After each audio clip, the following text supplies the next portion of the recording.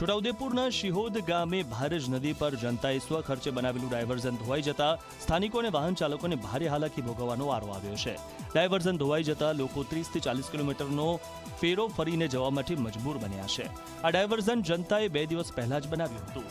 જો કે ઉપરવાસમાં પડેલા ભારે વરસાદને પગલે પાણીનો પ્રવાહ વધ્યો અને જનતા ડાયવર્ઝન ધોવાઈ ગયું।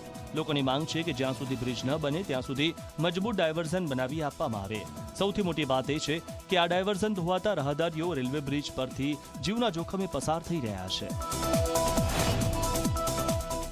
2 વખત ડાયવર્ઝન તૂટી ગયા। જનતા દ્વારા આ 2 દિવસમાં બનાવવામાં આવેલ ડાયવર્ઝન એ આજ સવારથી તૂટી ગયું છે અને લોકોને વેપાર પણ નબળો પડી ગયો છે। જેતપુર પાવીનો લોકોને સામાન લેવા જવા આવવા માટે તથા આ શાકભાજીનો જે નાના ખેડૂતો જે ધંધો કરે છે એમને પણ બહુ મોટો ફેરો પડીને જેતપુર ગામે અર્થે વેચવા આવવા માટે ફેરો પડે છે। જે કાં તો તંત્ર દ્વારા બનાવવામાં આવે ડાયવર્ઝન એ જ્યાં સુધી પુલ પૂરો ના થાય ત્યાં સુધી ટકે એ રીતનું બનાવવું જરૂરી છે।